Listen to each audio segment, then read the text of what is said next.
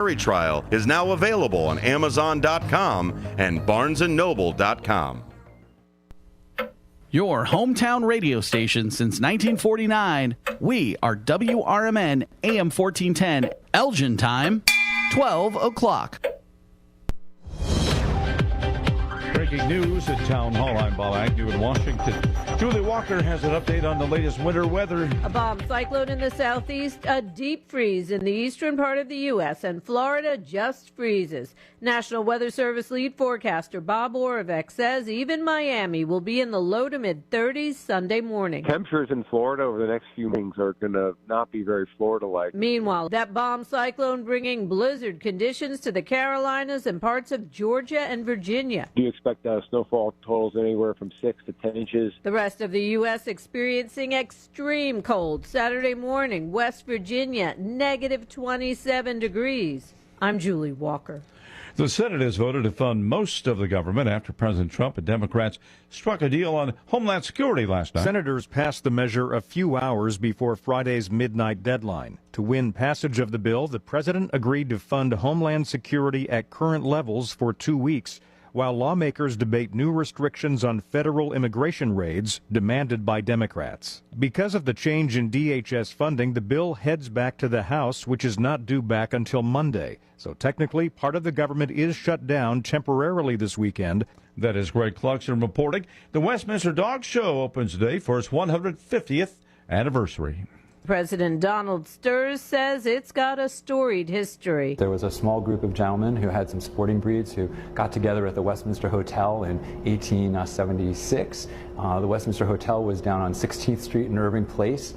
They were kind of comparing their dogs and telling tall tales. He says the following year they put together a dog show called Gilmore's Gardens with about 1,200 dogs. It was a huge success. Top dog at the Westminster Dog Show will be crowned February 3rd at Madison Square Garden. Julie Walker, New York. More of these stories at townhall.com. Wesley Financial Group is not a law firm. Ask yourself this question. Is it really worth holding on to that timeshare that you know you need to get rid of? Here's the truth. The average maintenance fee just went up over 17%. That could have been 117%, and there's nothing you can do about it. When you buy a timeshare, you give them a blank check for annual maintenance and assessment fees. I'm Chuck McDowell, founder of Wesley Financial Group. For 15 years, I've helped over 50,000 families cancel their timeshare. Not sell it, not transfer it, cancel it. Did you buy a timeshare because they told you it was a great investment and your maintenance fees would never go up? That's a lie. Are you ready to get rid of your timeshare once and for all? Simply call us and I'll send you our timeshare exit kit that explains all your options for cancellation. Call Wesley now for your timeshare exit kit. 800-366-6161. That's 800-366-6161. 800-366-6161. It's that time of year when people sign up for their health care coverage. Economist Steve Moore says those on Obamacare are in for some sticker shock, and a big reminder of what was once promised turned out not to be true. Obamacare plans have actually dramatically increased costs. Remember when Barack Obama said that this would, drive down costs and would be the Affordable Care Act? We're finding that the price for plans now have doubled to tripled in just 15 years. And Moore also says he's appalled by reports of what is now known to be widespread fraud in Minnesota. Any state that is proven to have committed fraud, as Minnesota, we stop paying them, and they should return that money to the U.S. taxpayers. It's no different than a criminal coming up to you with a gun and taking the money out of your wallet. That is what has happened in Minnesota. Moore was interviewed this week by the Salem Radio Network. You'll find breaking news and analysis at townhall.com. Former CNN anchor Don Lemon says he'll fight the charges after being arrested in connection with a protest at a church in Minnesota. The First Amendment of the Constitution protects that work for me and for countless of other journalists who do what I do. A grand jury in Minnesota indicted Lemon and 8 others on charges of conspiracy and interfering with the First Amendment rights of worshipers. It alleges Lemon conspired with activists and some other journalists who entered the church, intimidated a pastor, and blocked in and frightened congregants. Organizers called the protest Operation Pull-Up, saying they wanted to let people know that a pastor at the church ran the Immigration and Customs Enforcement Field Office in St. Paul. I'm Jennifer King. North Carolina and South Carolina are now emerging as the growth hotspots in this country. North Carolina led the nation in domestic migration. Last year, South Carolina posted the fastest growth rate. You'll find more on these stories at townhall.com. From Washington, I'm Bob. Join your co-hosts Mike Tooman and Paul Burvitt on our weekly radio hour, Chief Guard of the Republic, where we talk about all things national security, defense, personal security, safety, and dealing with law enforcement situations. Call in 847-931-1410. Ask us questions. We will get you answers. Every week, Saturday, noon to 1 on 1410 AM WRMN Elgin. Streaming on WRMN1410.com. Chat with us on WRMN's YouTube live channel. Chicago defense attorney Mark Schieblo has co-authored the book titled DUI Jury Trial, which is a true story of a DUI case that he defended. The accused was an Illinois truck driver arrested for driving under the influence of alcohol. This book contains facts about the case from the date of the arrest up to the jury's verdict, and this nonfiction novel also includes the transcripts from the jury trial itself. The book DUI Jury Trial is now available on Amazon.com and BarnesandNoble.com.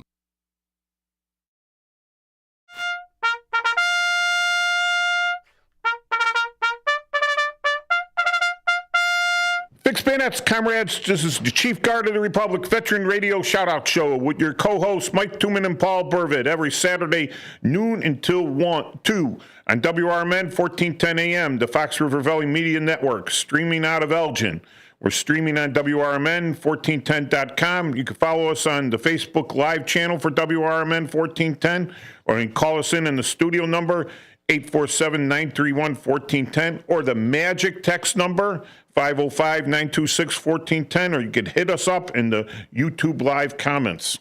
So I saw something on the desk when I came in, when I'm sitting waiting for my show, and I guess we got a new sponsor for the station or something. Oh, no, that was an interview from yesterday. Oh, an interview from yesterday. It's a UFC gym. Yeah, partnership, UFC gym partnership on WRMN1410.com. You might see him more here, though. Yeah, so if you're out in Lombard, look into the UFC gym, Ultimate Fighting Championship, I guess UFC stands for. Kind of reminds me of the wrestling show we had last night, which was a pretty good turnout for the weather. We're down in Magoo's in Bedford Park, over at like 65, about 6,500 on Menard. Anyways, Sam that owned the place, I guess he's leasing it to Ray. And Ray, he's a neighborhood guy down there in Bedford Park, and he's really put a lot of effort into it. So it's got a lot more people and a lot more livelihood. Still, the parking could be a problem, but the Bedford Park police didn't bother anyone out there. And it was a good wrestling show in the back of the bar. So behind the bar, they have a venue there. So that's the Ultimate Combat Gauntlet. Check them out on the YouTube page. You can see all the wrestling shows. Ultimate Combat Gauntlet. Yeah, dawn of a new day. They had to put it off a week because the weather was really terrible last week. So, yeah, great shows.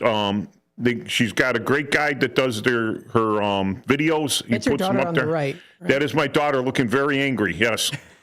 I'm looking very cut. Very cut. Very strong.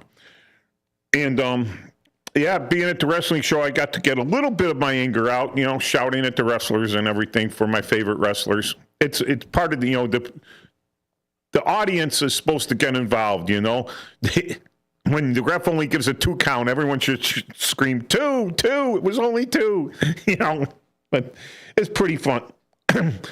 But how's your week been going, Paul? Anything make you really angry? Yeah, a lot of things, but, just crazy, just crazy. With, my anxiety levels are usually through the roof. I mean, right through the roof. And I overthink things. And I've seen a lot of bad things happen, and I'm wondering if my overthinking had caused them to happen or whatever.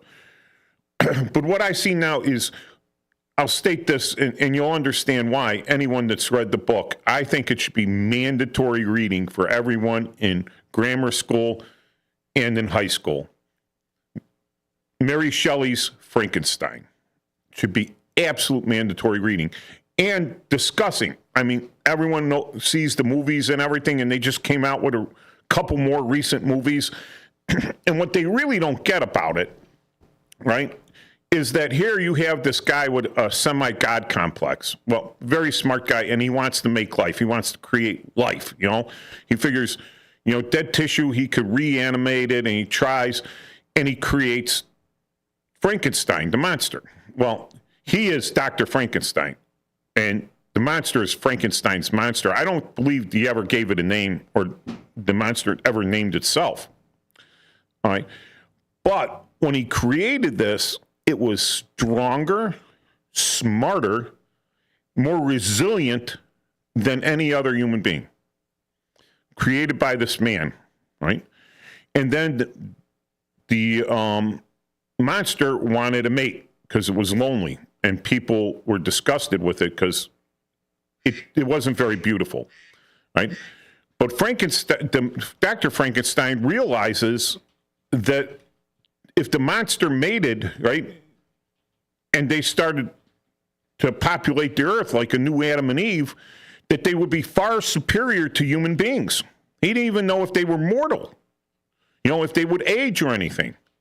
He had no idea. So instead of giving Frankenstein the mate, he destroys the mate. And then the monster goes after Frankenstein's whole family. And by the time the monster's done, finally Frankenstein turns, and now he's going to hunt the monster down to kill him. But it's he can't do it. It's very difficult. So it was a couple years back, and this happened a lot in colleges, universities. You get some university people living in a bubble that have a fine academic education. All right. So they have book learning, very good book learning. There's a lot of people out there very book learned, right?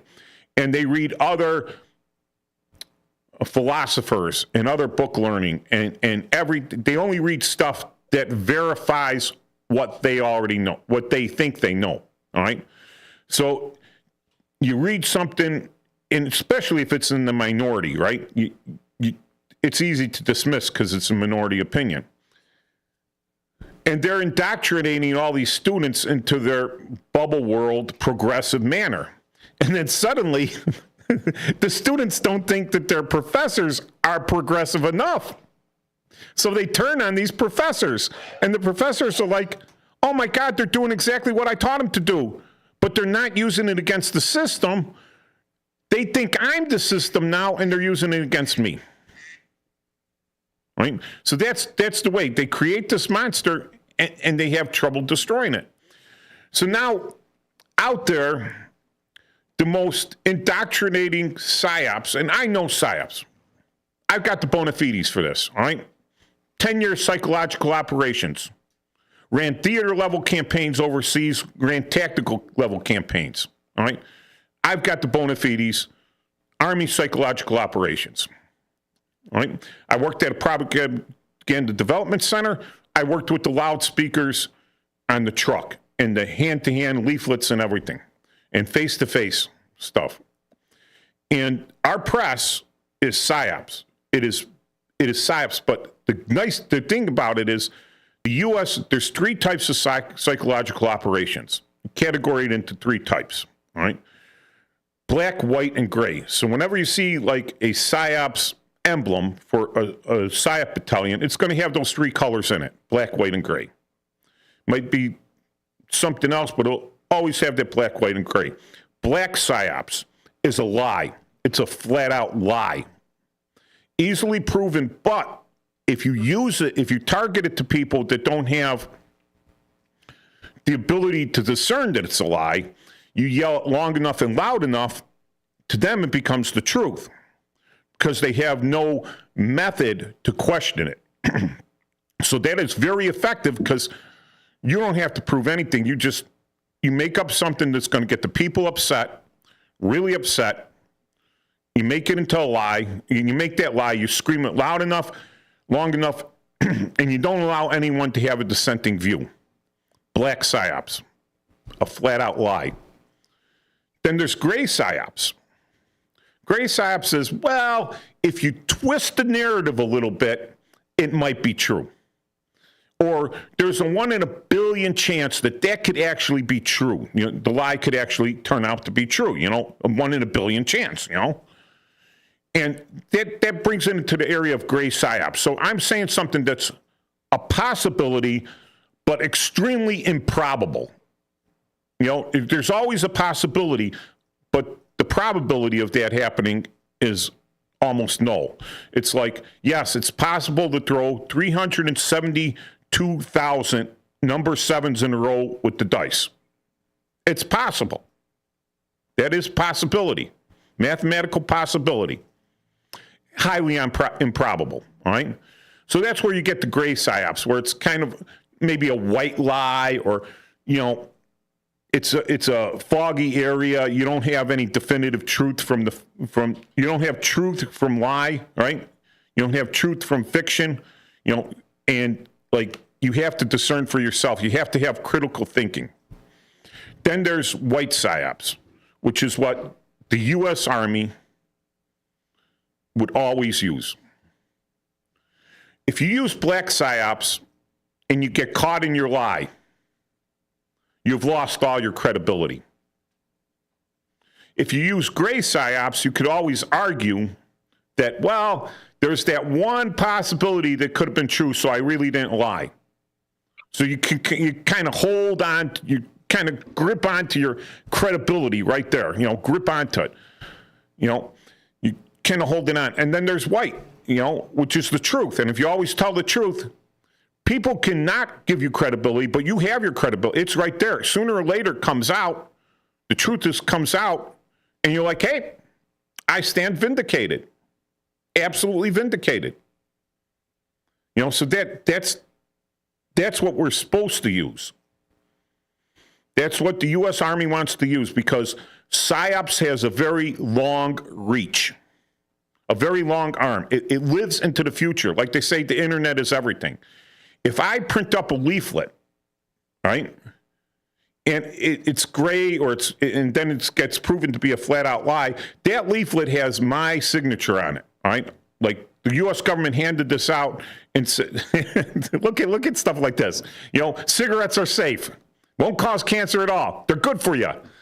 That was PSYOPs. That was advertising. Everything out there. Doctors say, And now where's the credibility in that? They lost the credibility on that. Whatever doctor said that, it's like, you're nuts. So you don't want to put something out unless it's absolutely true. Case in point, right? You can't use an idle threat. So they dropped a bunch of leaflets over the Iraqis. This is back in Desert Storm 1. And they said, look to your north at this time. Right? So time came by.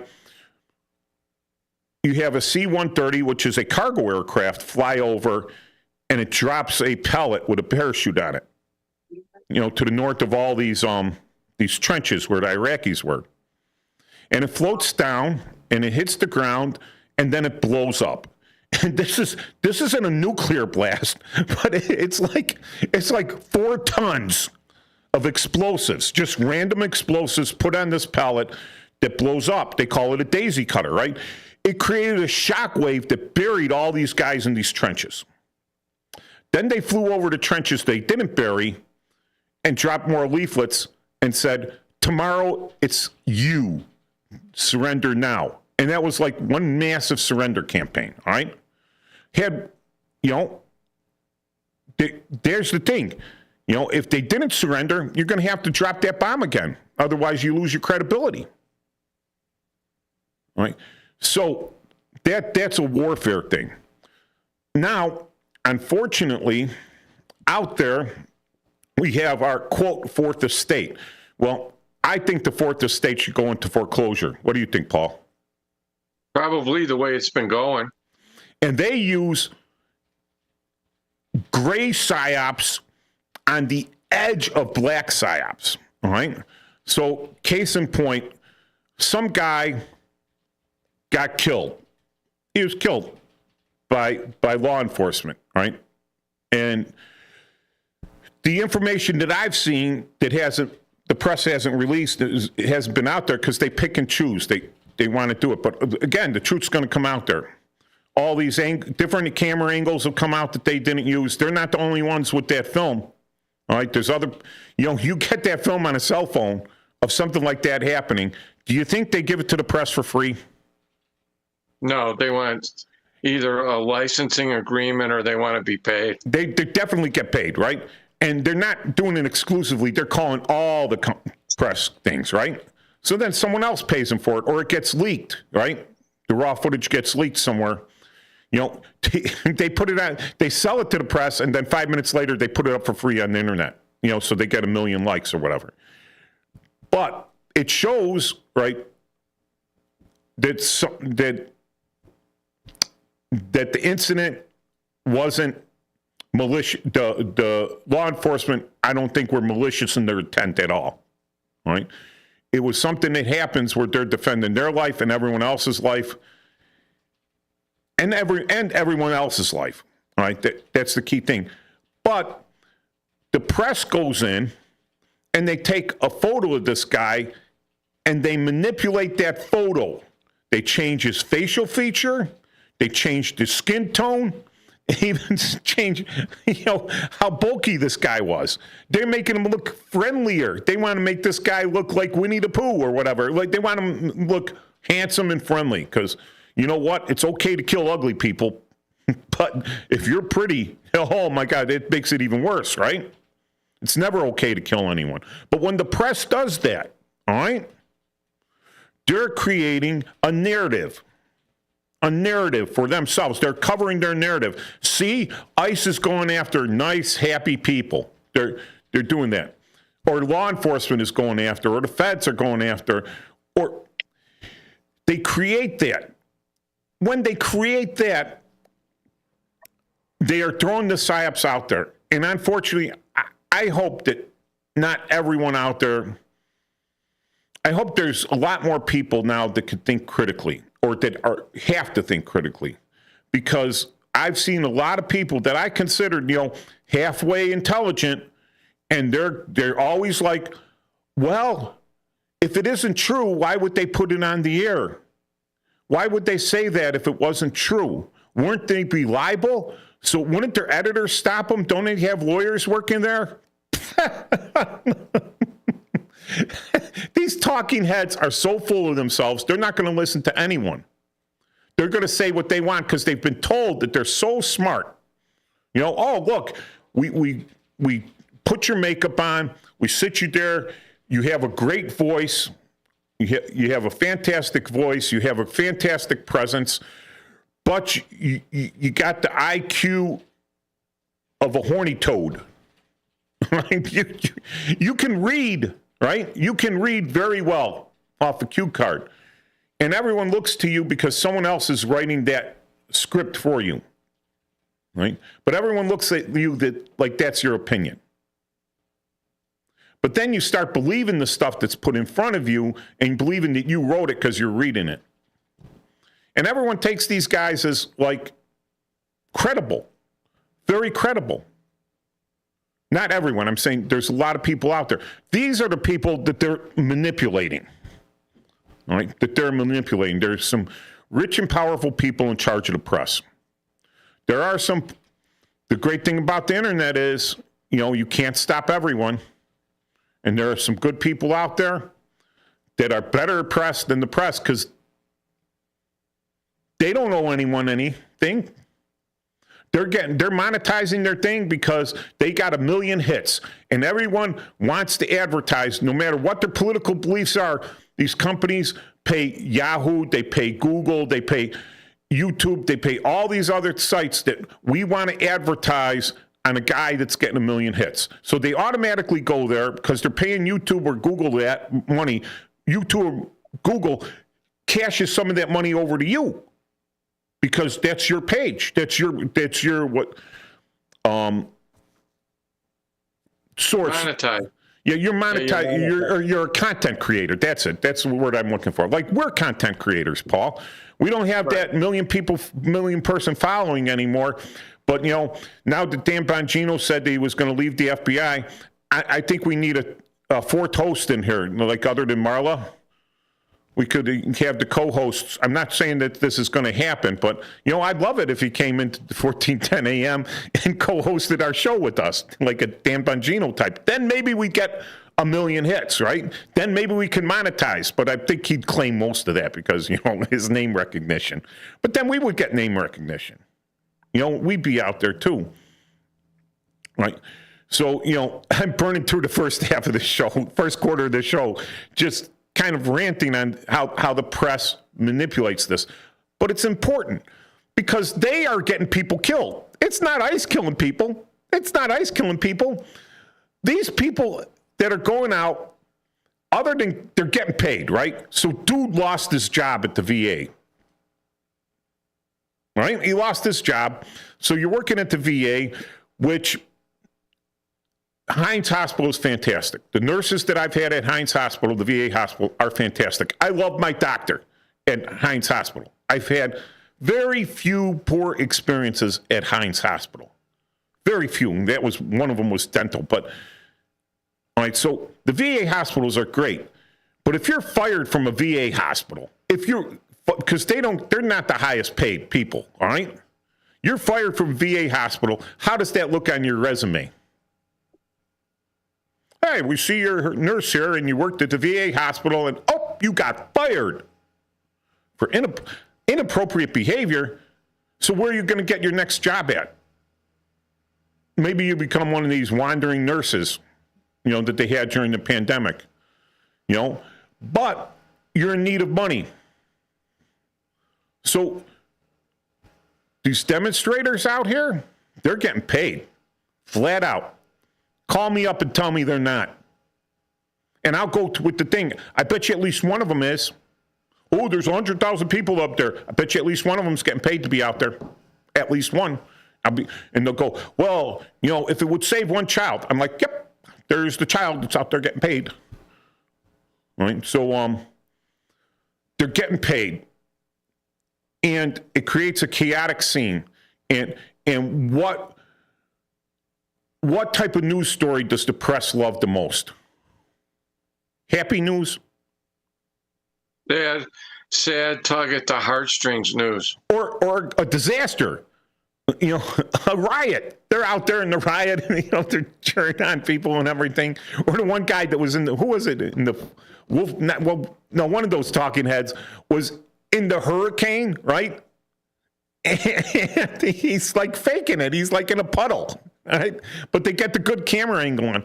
They love disasters. They love riots. It's good news for them. And all these guys want to be there filming. And it's like really cool. I'm going to be at the next 68 riots, right? I'm going to be next Watts riots. I'm going to be famous. I'm going to say that I was there. And then you find out that you were just filming a bunch of paid actors. And those paid actors get out there, and maybe there's a couple of them that are legit, right? They're legitimately upset. And I don't say they have a legit reason to be upset, but they're people that aren't being paid that are upset. All right? These people are upset because they believe that the press wouldn't lie to them, that their politicians would not lie to them. Why would they say it if it wasn't true? Wouldn't they be liable? So they're out there, and everyone that gets hurt or gets arrested is turned into these martyrs, right? They're martyrs now. They're in the press. They get the picture in the press. They're famous. And these people that have different views than us, right, and probably have different emotional triggers than we would have, right, are out there being triggered. And when they get triggered enough, they become violent. And then they get killed. Was there a reason for them to be that triggered? Honestly, was there a legitimate reason? No. But it was put in their head that there was one. And there's only one group of people that's putting that information into their head. And when we come back for the second quarter of the Chief Guard of the Republic radio show.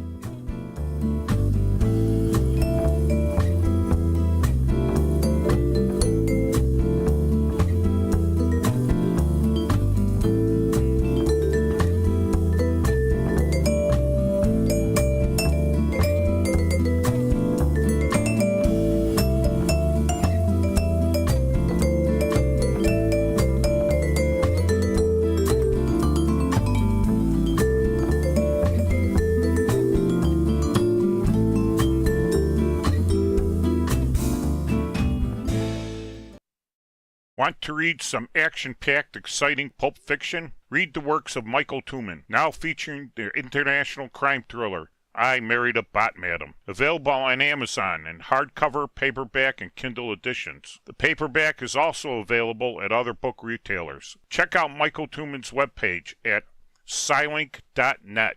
That's Papa Sierra Yankee Lima India November Kilo dot November Echo Tango. At Britain's Touchless Car Wash, they know life gets busy. That's why they're here 24/7 to keep your car looking spotless, fast, and easy. Their advanced brush-free wash technology delivers a sparkling clean without a single scratch, because they treat your car like it's their own. Here's the best part. Right now, you can get a free car wash just for joining their text club. It's simple. Just text BRITT to 30400, and your first wash is on them. Britain's Touchless Car Wash has 2 convenient locations, 1923 Larkin Avenue in Elgin and 555 Willow in West Dundee. They're proud to keep your car clean while giving back to our community.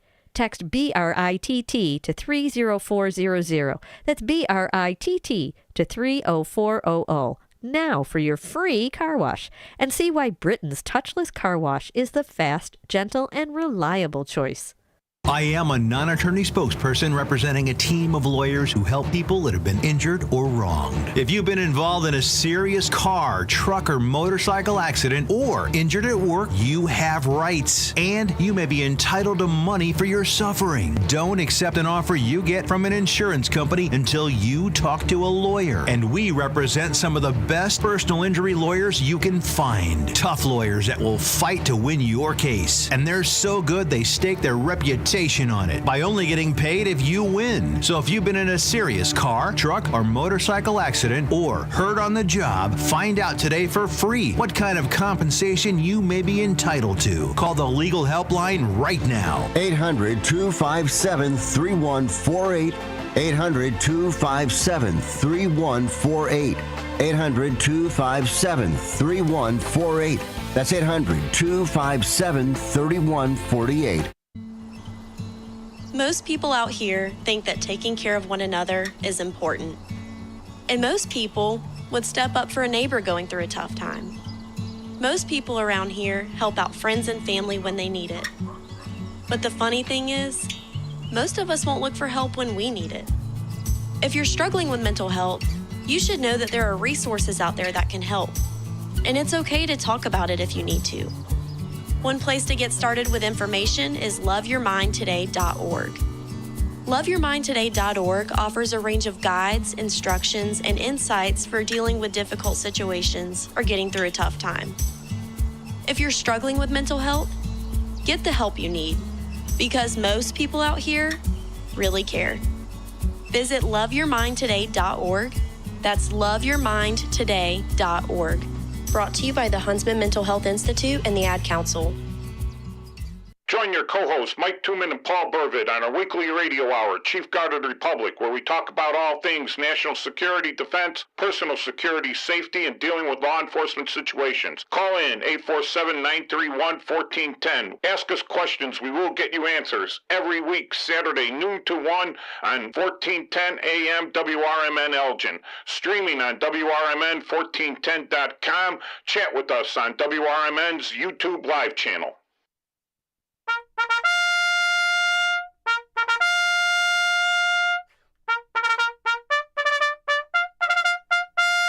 Fixed bayonets, comrades. This is Chief Guard of the Republic radio show with your co-hosts Mike Tooman and Paul Burvitt every Saturday, noon until 2 on WRMN 1410 AM, the Fox River Valley Media Network, streaming on WRMN1410.com, or you could see us on the YouTube Live for WRMN 1410. The studio number here is 847-931-1410, and our text number is 505-926-1410.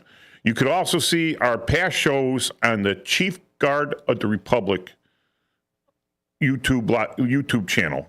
I take them out and I edit out the commercials and put it up there, so it's like, instead of being 2 hours, it's like an hour and 30 minutes long. And so they're pretty much all there. I mean, that's a lot of content. You know, I'm pretty proud of that.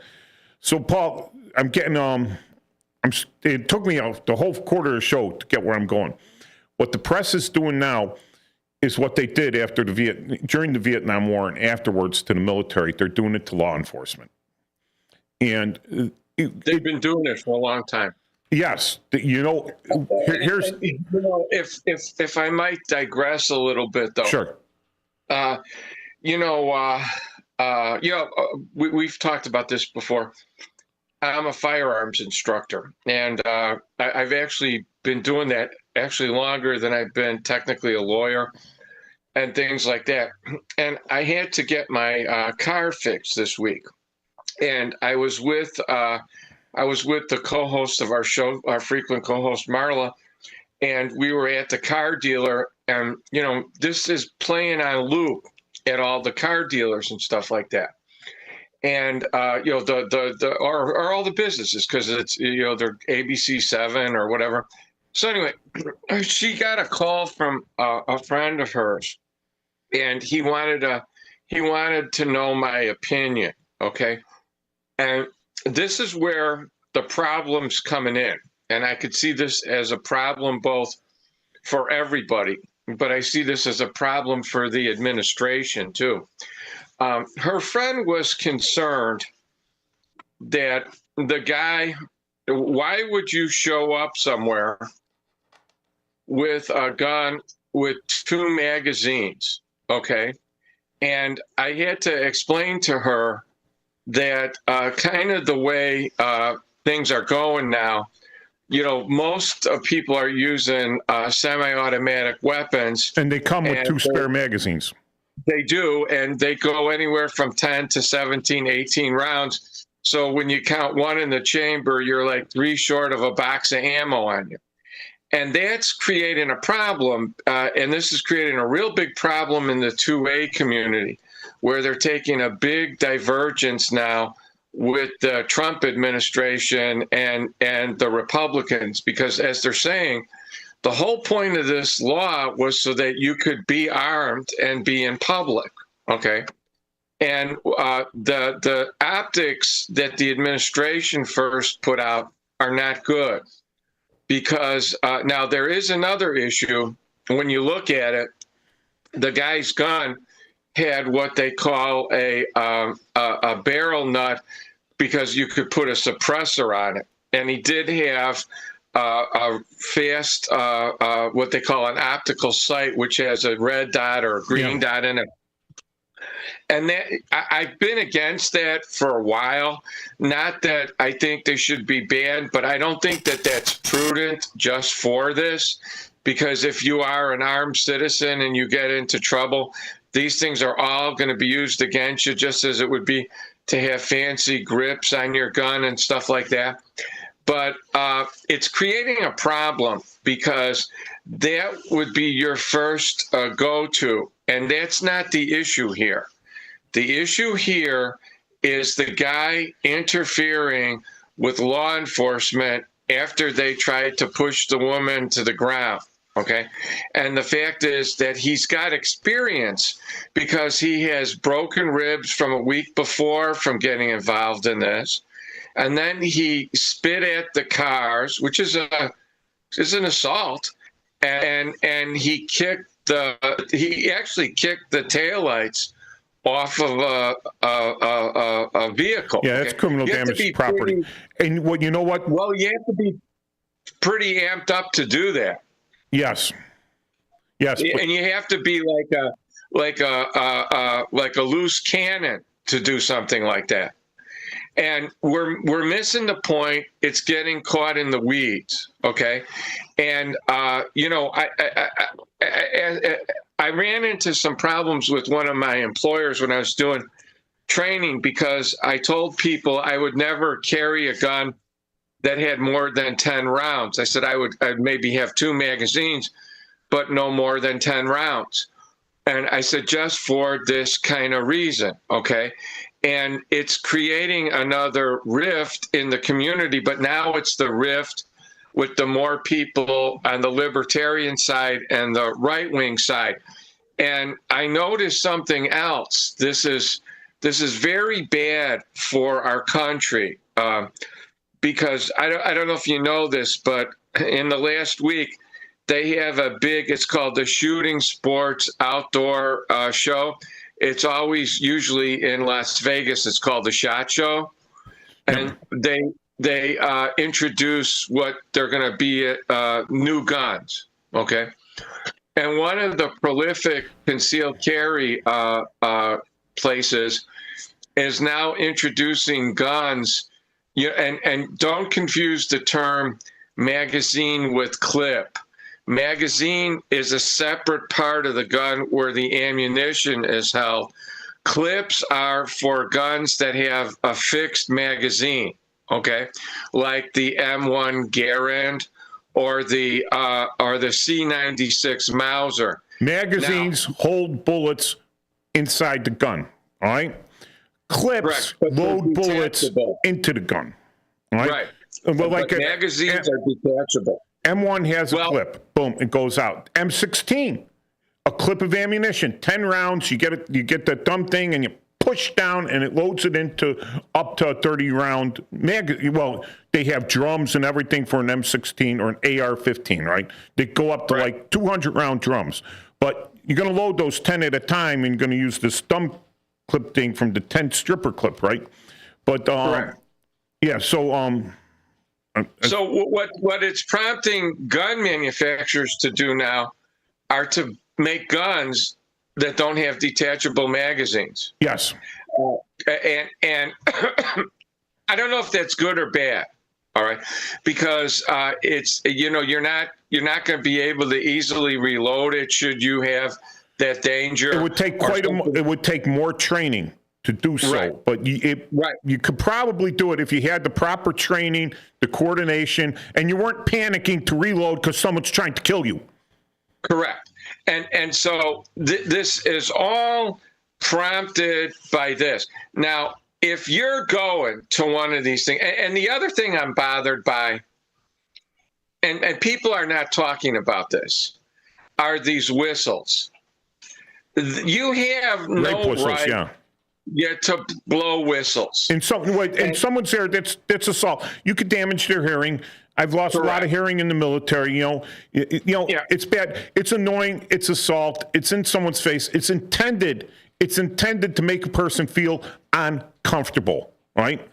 That's it. Well, it's intended to achieve what happened, to get a guy killed. Yeah. All the whistleblowers are accessories to this. Whether it's a good They don't think so. Well, they are. I know they are. But here's the thing. They don't think so. Those are people out there. They're people, if they're paid and everything, they're having a good time. One of them, a chapter in one of my stories where you and Marla are the heroes of the story, talks about a guy who he has no need for money or anything, but he has need for recognition amongst his peers, as whatever. And he goes out and he's out crazying people at demonstrations. Not that he is crazy, but he's out crazying them, all right? And yeah, but these people, they're into themselves. They're actors. They're told what to do. Maybe they get paid $25 to do some online quote training, some Zoom training, right? They call all these people and say, if you want this check from this mysterious company that hired you as an actor, right? Is paying you as an actor, you got to take the Zoom training. And the Zoom training teaches them how to do it. It's like the anarchist cookbook, right? And they're doing that where hopefully it's not being recorded or anything, because everything with them is anonymity, right? You could be the biggest dirtbag in the world, right? If you're anonymous, you feel safe. You can have zero. You could be a sociopath, psychopath, sociopath. You feel safe because no one can get you because you're anonymous. There's anonymity, and that came out when one guy. The citizen. We now have citizens soldiers, citizens press. All right, the citizens fort the state. Forget the fort the state. You talk about citizens arrest and the citizen soldier, the National Guard, the reservist, right? Is really needed. But now we have the citizen press. the citizen investigators. How I would phrase it as the free non-corporate press. Yeah. And they went, one guy went out and he did a thing. The term OSINT used to mean open source intelligence. We get all of our intelligence off television, what the press, what the television, what the newspaper is saying. It's not a secret. We didn't have confidential sources. We didn't have confidential information. We're not using secret invasive devices or anything like that. It was just what was out there in the press, and we put it together and we made thing, and that was one part of OSINT. There's a new part of it I'm not going to talk about there, but this guy created a bunch of, and the names of them were pretty funny, right? He had created characters because everyone wants to be anonymous, so no one knows whether it's real or not. What does it take to open a Gmail account? Nothing. A Yahoo account? Nothing, right? What's it take to make another one of my books, you could check out all my books, silink.net. I'm going to update it so that the Daughters of Bot Madam gets on there now because that's available.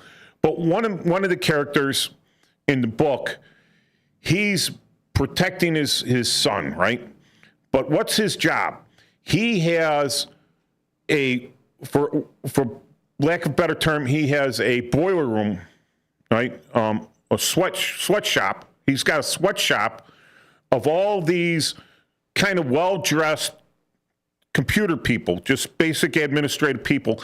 And all they do is they have all these social media personalities across the social media platforms. And if he tells them to go hammer something, they get onto their personalities and they start saying bad stuff about whatever, right? And it puts out there and it trends immediately. If he says, say good things about it, he tells his people, and he's got hundreds of people, he's paying them minimum wage or a little bit better minimum wage, right? And their personalities go out there and give a good thing, right? So he's swaying this, and he's making a bundle because if you're a politician and you want to get elected, you got to go kiss the ring of this guy, right? And then he's going to put his people on you, and he's going to put his people against your opponent. He's one person. He's paying for that to happen. He's paying people to do that. That might not be their personal beliefs, but that's the bread and butter on their table. Right? So that's what you have out there. These are paid actors out there, and they're being controlled by certain people. And those certain people don't have a love for the United States for some reason, for whatever reason. Or they're such sociopaths, right? They're like, I'm playing toy soldiers. I'm having these people cause this there, cause that, and I sit there and I got I'm a James Bond villain, and I got all these monitors up there, and I'm watching it all happen. I'm going, because that's my life. But guess what? I got billions of dollars in the bank, right? Oh, we got a caller. Hello. Yeah, howdy. Hey. I'm the guy that calls from San Francisco once in a while. I couldn't disagree with you more. I'm not getting paid to play Paul Revere. There are a whole lot of people. Oh, so you're saying no one is? You're saying no one's getting paid? Is that your thing there? Oh, I can't. So if I find one person that's getting paid, you're telling a lie. Well, I never said no one. Okay, there you go. At the end, your argument now, because you don't get paid. All right, because you don't get paid doesn't mean that there aren't people out there getting paid. Just because you don't. I don't smoke. Guess what? I don't smoke. I don't smoke, Dave. Do you think MAGA's getting paid? Dave, I don't smoke. All right, but there's a lot of people out there that do. All right. Well, do I think that some people in MAGA are getting paid? Absolutely. Country out. Absolutely. What does that have to do with who's selling the country out? Yeah, but people that are trying to protect this country from it being sold out by Donald Trump, by Elon Musk. You're talking ICE and Homeland Security. The corporate media. Okay, who is out there protecting the country? You're claiming. Who's out there? I want to know what groups are out there willing to protect the country from invasion. Yes, I will. Are you trying to out-talk me? Dave, I know who you are. I know how you work. Answering me? Last time you swore on my radio show and I had to cut you out. Are you selling out your country? Bye, Dave. Dave thinks that I was selling out my country. I did 38 years in the service. All right. I lost a lot of money in the service too. All right, because I was getting paid. Sometimes I was getting paid less in my military deployments than I was in civilian life. Had a lot of time away from my family. Got sick quite a few times. I would never sell out my country. I would never sell out my country, and I know what selling out the country is. Some people don't know what that is. Some people don't have that patriotism in them. Some people don't have a love for their country because they feel safe and secure doing this stuff in the street. And I'm not saying that they shouldn't feel safe and secure. Everyone in the United States should feel safe and secure. As soon as you start making other people feel unsafe, making areas unsecure, surrounding people, threatening people, screaming at them, whistling at them, right, Paul? Putting that whistle in there. As soon as you do that, you are violating their civil rights. You're making them unsecure. And now you should be arrested. If you resist arrest, then force should be used to arrest you. Just because you resist arrest does not mean you're innocent. Just because you resist arrest does not mean you're not going to face prosecution and the repercussions of what you did. All right? So, no, the ICE has every right to arrest someone that's interfering with their works. And interfering with them, we talked about it last week, didn't we, Paul? We did. That it's like treason. It's on a level of not misrepresentation of treason. It's mispresentation of treason. Yeah, conspiracy. Not judicious conspiracy. Seditious conspiracy. This seditious conspiracy. So to get back to the Frankenstein analogy here, all right?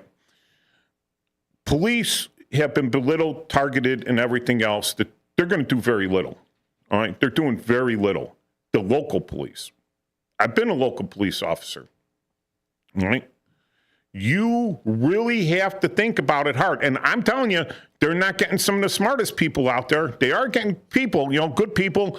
It's a good job and everything. And but what about this bad guy to give me a ticket and it was totally wrong and he was really rude to me? Oh, yeah, how many police officers in the United States? And you found the one bad one. I wonder how. But that means that all the rest of them are bad too. All right? All the rest of them are bad. All right? Except for the ones that totally agree with you for some reason. All right. So as you weaken the police force, you allow more chaos in the streets. The police are only going to do the bare minimum that they can reasonably, civilly cover themselves because the city's no longer going to indemnify them. The city's going to sell them down the river. The city's going to throw them in prison. The city's not going to go with it. The politicians want the mob on their side. All right? So now you're creating the politicians that want the mob on their side suddenly have lost the federal mob, the federal police. They've lost them. They're no longer owned by their, quote, side. Right? The big bosses in charge that were manipulating this, they no longer own them. So what do they got to do? They're turning the people around them. They don't have the numbers to do crowd riot control. They're not trained for that. Your people that should be doing crowd and riot control are told to stand down, or correct. Or you don't send them in, or you punish them for doing their job. Right. So now you've created, as your politician, you've created a dissension between those police groups because the federal guys are going to definitely have animosity towards the local guys that aren't covering them, basically not doing their job. They're going to call them a bunch of useless Barney Fifes, I'm sorry, Barney Fife was a great police officer. He always did he ever not want to do his job, Paul? Never. No, he always wanted to do his job. He always wanted to take it one step further. And yeah, Andy Griffith kind of kept him down, but you know what? The thing is, now you're causing an in-group, out-group. That's PSYOPs. That's basic PSYOPs right there. So the feds are now the out-group, and the locals are now the in-group, but you don't really let the locals do their job, and when they do, so your actual in-group that you're fighting against the feds with is kind of... Something went down. But you don't care because if you lose 1,000, no one wants to get on the Chicago police job, and no one can pass the test, and no one can read well enough. So you know what they did, Paul? They just didn't fill those slots. They're another 1,000 officers down. They say, okay, well, that's good. We'll just use overtime. So who wants to take a job, right? Who wants to take a job where you're not guaranteed overtime? You're guaranteed overtime. Like, instead of working 40 hours a work week, which, the labor unions fought like hell to get that, right? They fought tooth and nail. They didn't want to work 7 days or 6 days a week or 6.5 days a week or work 12-hour days, for slave labor, right? They didn't want to do that. So we had labor unions, and they go 40-hour work week. It seems reasonable. It's very reasonable, right? But now they're making these police officers in a high-stress job work 60 hours a week. Oh, you got to work this overtime. They're giving them 60 hours a week, and they're spending money because it's cheaper than hiring another officer. What they're not saying is they can't hire another officer for the crap wages they're paying. At some point in time, the job becomes so crappy that no one wants to do it anymore. And to get the people to do that job, you have to pay them more. Dangerous jobs, you got to pay them more to do dangerous jobs. No more dangerous job in the world right now. You got the public's against you, the press is against you, your own politicians are against you, and your own bosses are against you because they're just politicians. Maybe your family is for you. Unfortunately, if you send your kids to school or college, they're going to turn your kids against you too. Right? So they're going to attack the children at school and harass them. Yeah, that too. Do all kinds of bad things to them. I tell my girlfriends. Now, I'm an open book out there. Well, I got books out there, and you can see on the back of my books, I admit to being a police officer. That's part of my bona fides, right? But if I'm going somewhere where people haven't read my books, they're not going to recognize me. The first time I'm there, no one's going to recognize me. I tell who I'm with, do not tell them I'm the police or I was the police. Do not tell them I was in the military. That's it. I tell them flat out, don't do it. Because, you could turn a normal, happy, I could be talking with them. I could build rapport easily, with them, talk about nearly anything. I'm a very Renaissance man when it comes to things, right? I could talk about engineering. I could talk about electronics. I could talk about art. I could talk about cooking. I try to cross the spectrum because I have a high interest in a lot of stuff, basic knowledges and everything. But that basic knowledge is enough for me to talk educated and build rapport. As soon as they find out I'm the police, I'm a big dumb idiot. I'm a big dumb Nazi street dog. And their whole attitude changes. All right, we'll be back.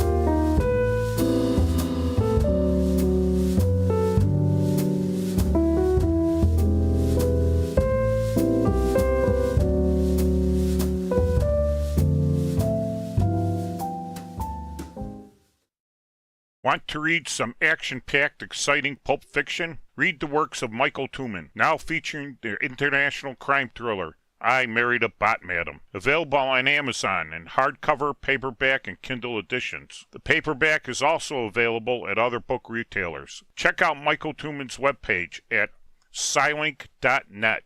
That's Papa, Sierra, Yankee, Lima, India, November, Kilo, November, Echo, Tango. Join your co-hosts Mike Tooman and Paul Burvid on our weekly radio hour, Chief Guard of the Republic, where we talk about all things national security, defense, personal security, safety, and dealing with law enforcement situations. Call in 847-931-1410. Ask us questions. We will get you answers. Every week, Saturday, noon to 1 on 1410 AM WRMN Elgin. Streaming on WRMN1410.com. Chat with us on WRMN's YouTube live channel.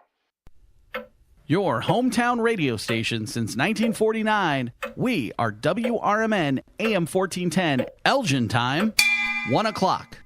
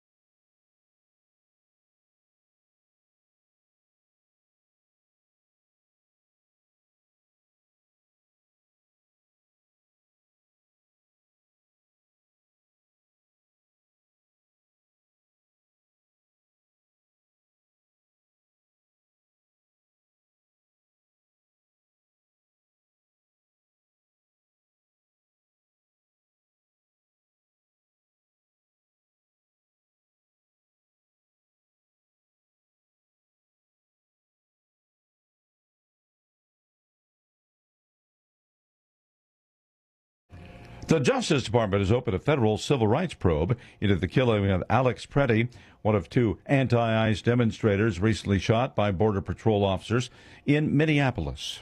Deputy Attorney General Todd Blanche. We're looking at everything that would shed light on what happened that day and in the days and weeks leading up to what happened. In a Fox interview Thursday, Homeland Security Secretary Kristi Noem seemed to distance herself from statements she made shortly after the shooting, claiming Preddy had brandished a handgun and had aggressively approached officers. Multiple videos of the shooting contradict that claim, showing Preddy was only holding his mobile phone in his hand as officers tackled him to the ground. That is Donna Warder reporting. A ruling in New York yesterday means that Luigi Mangione will not face the death penalty in the event he is convicted in the murder of United Healthcare Chief Executive Brian Thompson. More on these stories at Town.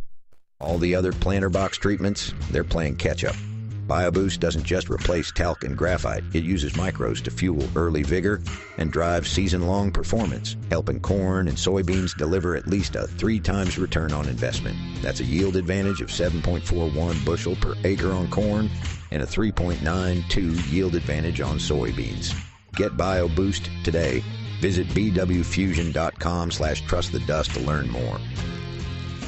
When our nation calls, patriots answer. The U.S. Volunteers Joint Service Command stands ready, honoring our fallen heroes through military funeral honors and serving communities during natural disasters and emergencies. If you're 18 or older, you can serve close to home with free training and just one Saturday a month. Prior service with honorable discharges are welcome. View our website today at usvjsc.org. We are patriots. We are always ready. We are U.S. Volunteers, and we want you to join us.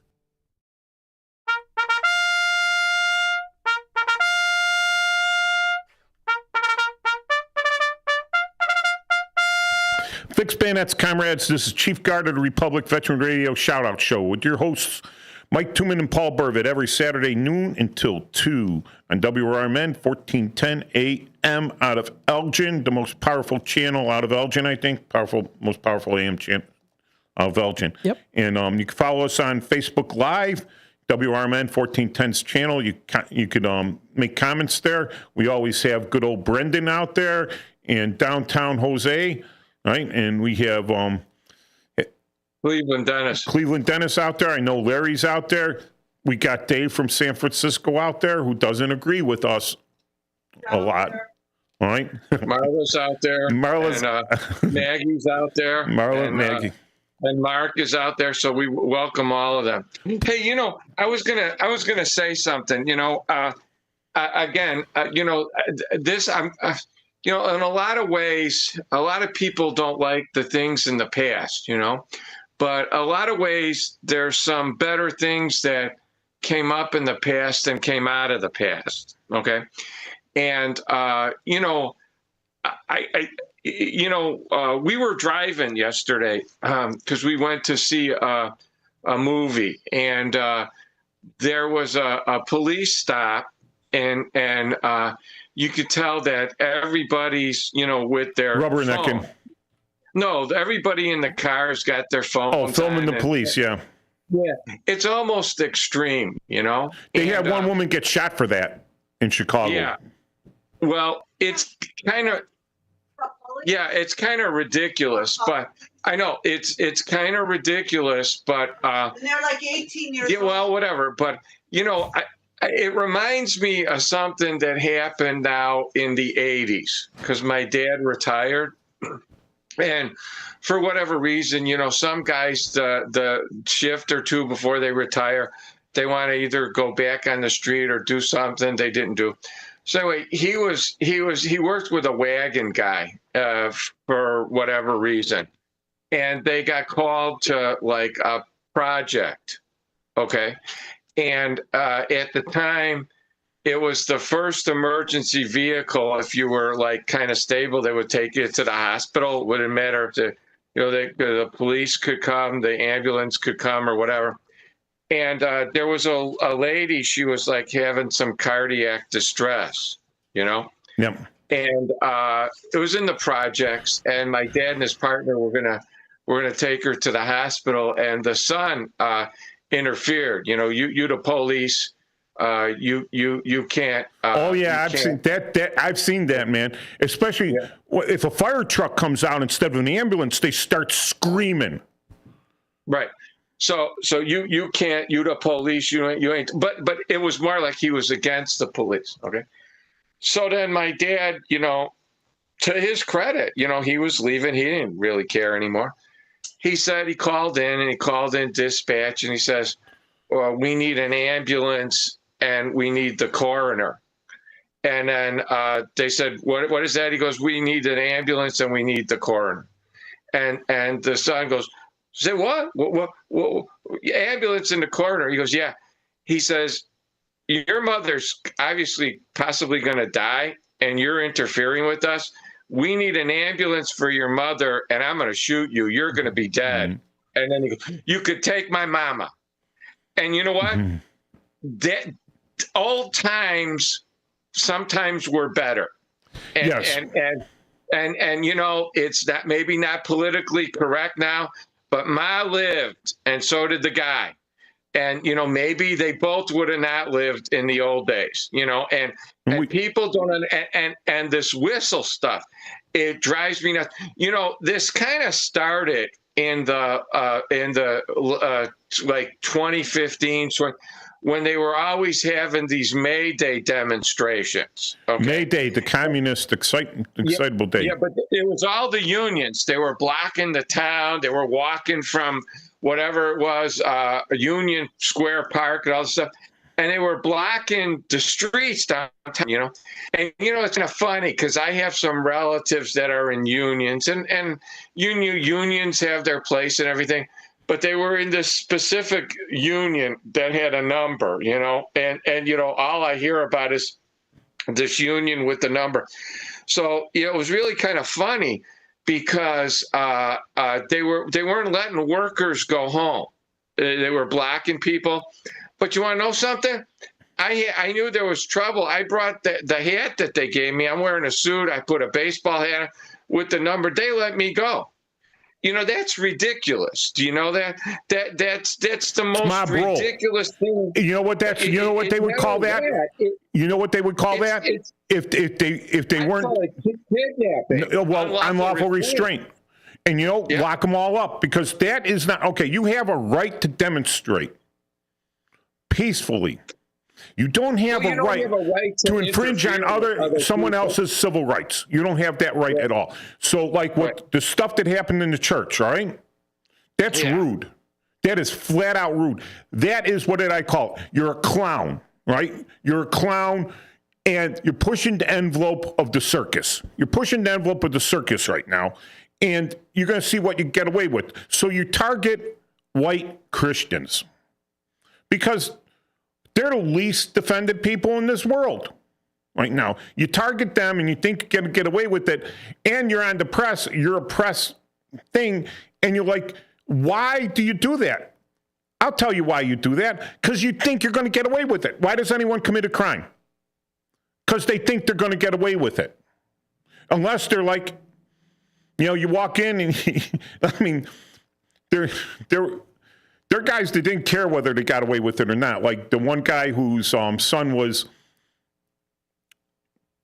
You see the video. His son was raped by some guy, some football coach or whatever, and the police were walking him through the airport, and he had like the bulletproof vest on, and this guy just comes off the telephone, puts a bullet in the guy's brain, knowing full well he was going to get caught or shot down. He didn't care. He was taking care of business, right? That's one sort of criminal. That's a dangerous person. That is a highly dangerous person. The rest of them do it because they're so stupid they think they're not going to get caught. Or case in point, Minnesota. They get caught. A lot of police work goes into it, right? They get indicted. A lot of the public funds go into paying those, the jury and everything, having the jury, the grand jury. They get charged with felonies. They go to court. They're found guilty by a jury. Guilty by a jury. Massive levels of theft. Like more than $1 million worth of theft. Guilty by a jury. 3 judges.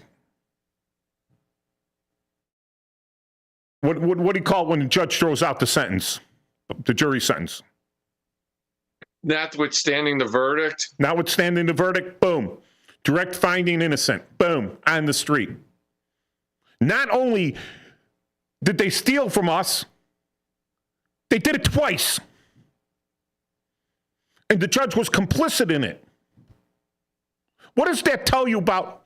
All right, so here, going full circle on the Second Amendment stuff, all right? And I understand. My understanding of the Second Amendment is what it says right in the beginning of the Second Amendment. I got to open this up because I don't want to misquote it. And a well-regulated militia being necessary to the security of a free state. Back then, a well-regulated militia meant every man of fighting age. If you're 12 years old and you carry a rifle, you're a big 12-year-old, you're of fighting age. If you're 69 years old and you're still spry and carry a rifle, you're fighting age. So your ability to own a rifle shall not be infringed, or a firearm, because we're going to call you up and we're not going to give you a rifle because we're not that rich of a country yet. We don't plan on making a lot of this stuff. So you have your own rifle, we call you up, you're already armed, all right? When the police won't enforce the law, or they're not allowed to enforce the law, or even if they do enforce the law, the judges just let them go, all of a sudden, you have become the militia. You have to protect yourself. But guess what? Every crime now becomes a capital punishment crime. If you got to defend yourself, you got to defend yourself and make an arrest. You can't carry handcuffs. They'll charge you with unlawful restraint. Who gives you the right to lock that person up? How do you know they're guilty? Well, I do know. So you're stuck in this overthinking, high anxiety state, right? So you just shoot them. Well, he threatened my life, so I killed him, right? I don't agree. I don't think you should do that, but it's getting to that position, right, where it's going to be anarchy out there. The police won't enforce the laws, right? Or it won't go through the judges and everything. So it's up to you. And the only real way you have to do it is by capital punishment. So they're talking about the feds trying to take people in, trying to charge them, taking people in that have already been charged, already convicted, didn't show up for their sentencing, right? Running around on the street because they don't care, have deportation orders, should have left, were told to leave, right? Got to stay because, my baby mama has a stuffy nose, Your Honor, and I have to give her mentolatum twice a day. So I have to be here for a week, otherwise my baby mama is going to starve my baby to death, so you can't deport me for a week. Okay, well, you could go take care, and he never shows up again, right? Now ICE goes out, grabs him, right? Because they're deportation order. He's had his due diligence. He's had his due process, right? And boop, off he goes. Right? These are the people, they're getting bad people. These aren't Mr. Maryland, right? Mr. Maryland, the wife beater, right? Orders of protection out against them. Human trafficker, drug dealer, face tattoos, all this stuff. Oh no, look, it's Mr. Maryland. What did they do? They created a narrative. Apparently, everyone that lives in Maryland is just as much of a dirtbag as this guy, according to the press, right? Because he's just an average dude, right? So there's some people that are less dirtbags. There's some people that are more dirtbags, but you really got to be super bad, right, to be able to be deported out of Maryland, apparently, because you're just Mr. Maryland now. So when you get the press behind you creating this stuff, all right, and now you're trying to do your job. Why do you think they're paying these guys $50,000 bonuses? Some guy gets his finger bit off. Yeah, that was ridiculous. They're not covering that. Have you ever been bit on the job? I've been bit on the job. Hey. It hurts. Hey, listen to this. This is my father one time had to go after a woman, and she was clearly not a senior citizen, and she was cashing a check. So it's Social Security fraud, and he went to get her, and she bit him. Okay, she bit him. Okay, and I told him if that ever happened to you again, shoot him. Shoot them in the head, because you don't know if they had AIDS. Do you know how much trouble it cost me to track her down, to get her to get an AIDS test? We both know someone. We both know someone on the job, right? Over in Maywood, where they had to call high up people to make that judge order a blood test on someone that bit someone I know. All right? In the line of duty. Person was in the line of duty, gets bit by this dirtbag, and the judge won't order a blood test. Why? Well, it's invasive. No, it's not.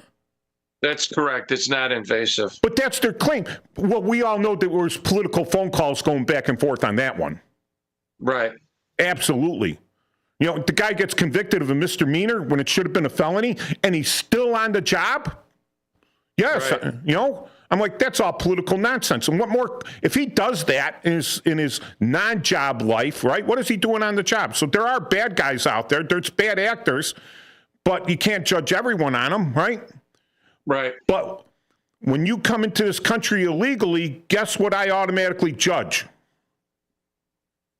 You're illegal. Terrible. Yeah. All right. If you walk into a restaurant, order, you know, I could dress up nice, talk nice, try to control my timbre of my voice and articulate better. Have a nice suit on, nice shoes. People judge you by your shoes and your clothes. Go in there wearing my Rolex, all right? Nice pinky ring and stuff. Order a $500 dinner. Couple shots of $1,000 shot scotch. Get up, walk out.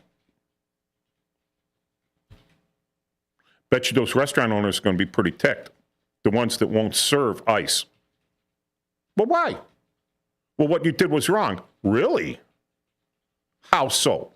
You came into my establishment and ate my food. Oh, but the door was open. You know, like, here's the thing. I have to believe that the majority of Americans out there know that this is wrong. I have to believe that there is a small, active minority of people gainfully unemployed or not very busy or trust funds or something where they don't have a lot, they have a boring small life. And they go out there and they're impressionable, they're impressed by the press.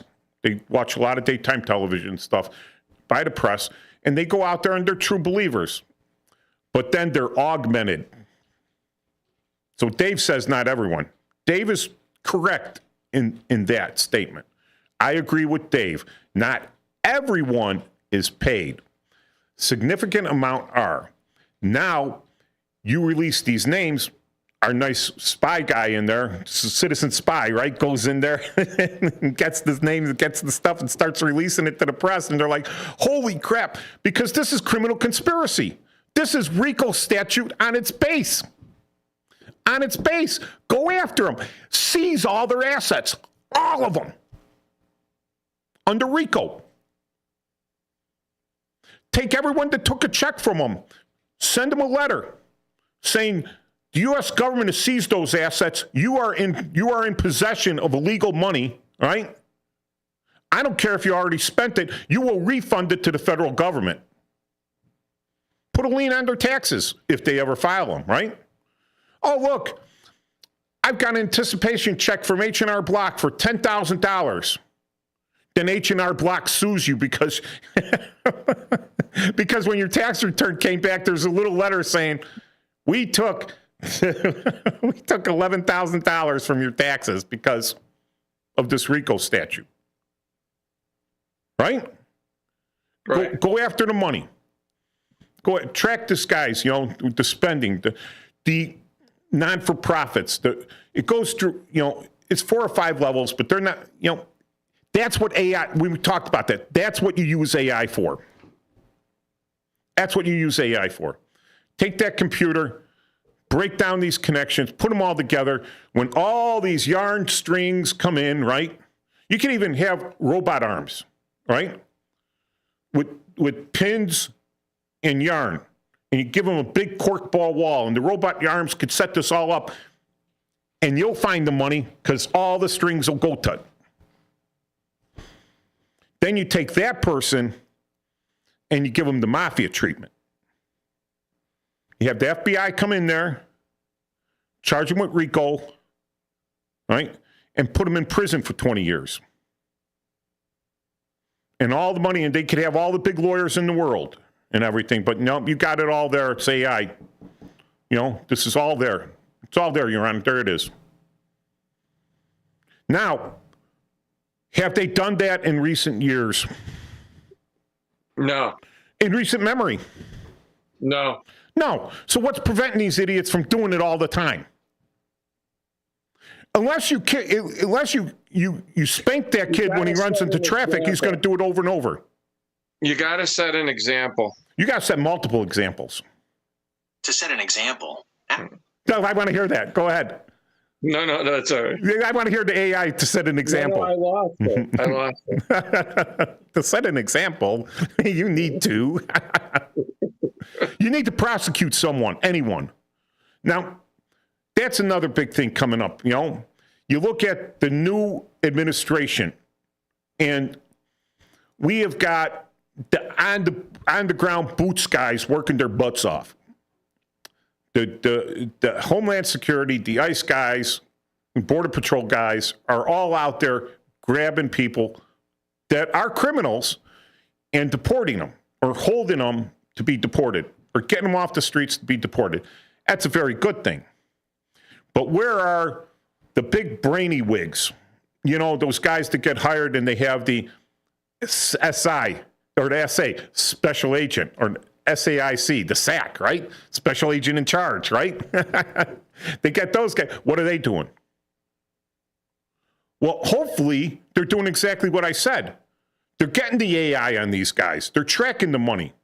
And when they have a good enough, heavy enough thing, and one of these guys happens to come into a territory of the United States or a country where we have extradition or a country where they will be easily Maduro'd. I guess Maduro'd is the new term for renditioned. Of course, renditioned is like they disappear and they're never seen again.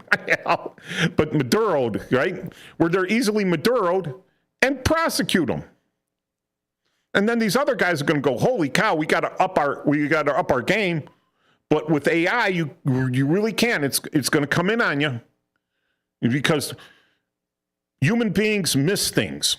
They get bored. They can only work 8 hours a day. They can only do so many things a day. They only retain 45 minutes for an hour, 45 minutes and stuff. AI, 7/24, nonstop, not getting bored, putting it all together. Boop, there it is. Give it the data and say, where's all this money coming from? Who owns that bank account? That's who. Where is he now? Oh, there he is. Go get him, boys. Stop them, because these are criminals. These are enemies of the state. They're enemies of the state. They are breaking up the people. They're dividing the people. All right? They're chumming the waters, right? They're stirring the pot. They're boiling everything. They're throwing a rock into a compound just to see it, whatever, just to see the world burn. Just to see the world burn. They're actually the James Bond villains out there. Get them. Stop them. World will be a happier place. Seize all their assets. Distribute it to the poor, the real poor. And the other thing, that's what. Track the money that's coming back to the politicians. And go to them and say, listen, this money is through RICO. It came back here. We have AI that proves it. We got a direct trail of that money back to you. We would like you to refund that to the U.S. government out of your campaign funds. Well, we already spent it. We would like you to refund that to the U.S. government out of your personal estate. Well, I'd have to sell my house, my cars. My pinky rings, everything. Okay, we're good with that. We'll auction it off for you. The IRS is coming in and sees it all. Boop. Then, then things will change. Then things will change. All right, we'll see you back in a couple minutes after our sponsors for the last quarter of the Chief Guard of the Republic radio show, where I try very hard not to embarrass my mother.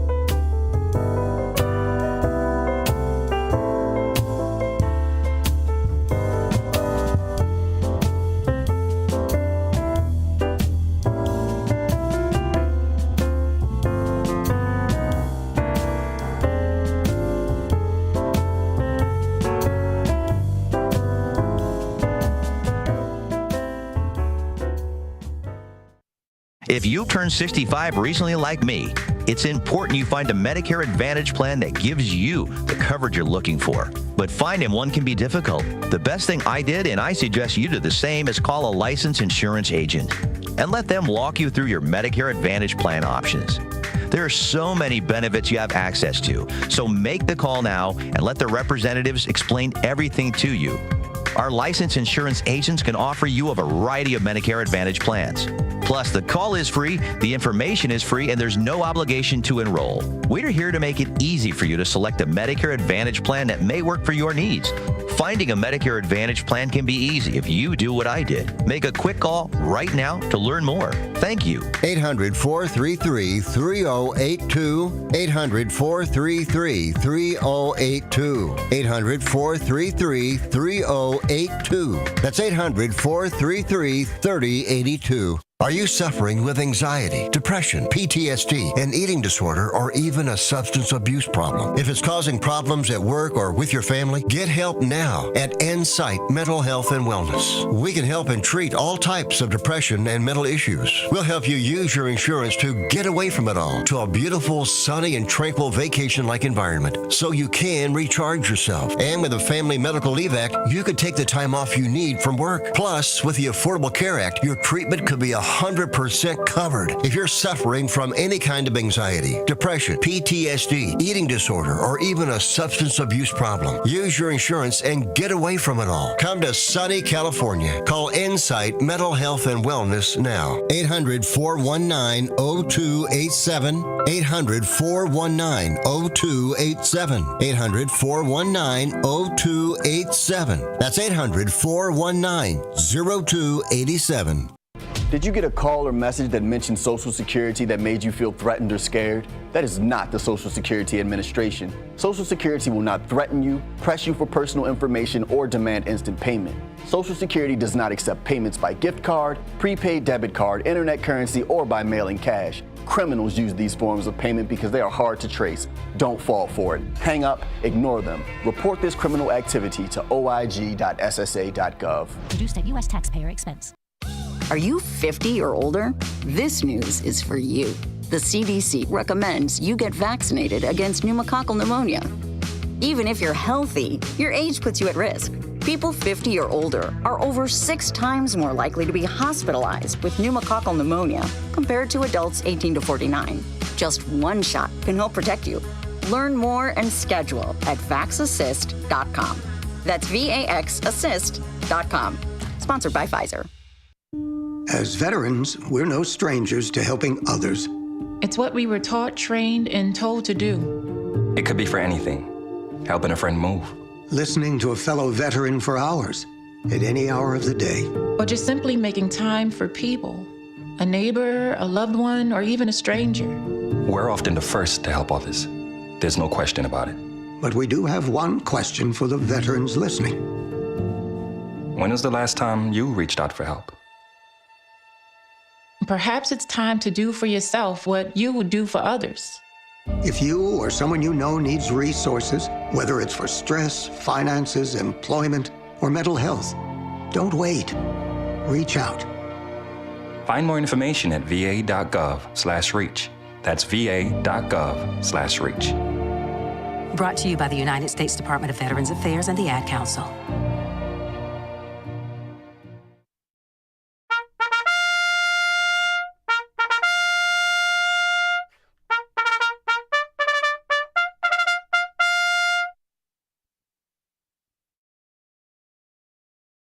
Minutes, comrades, we're back here for the last quarter of the Chief Guard of the Republic radio show. We co-host Mike Tooman and Paul Burvid, where we've been talking about the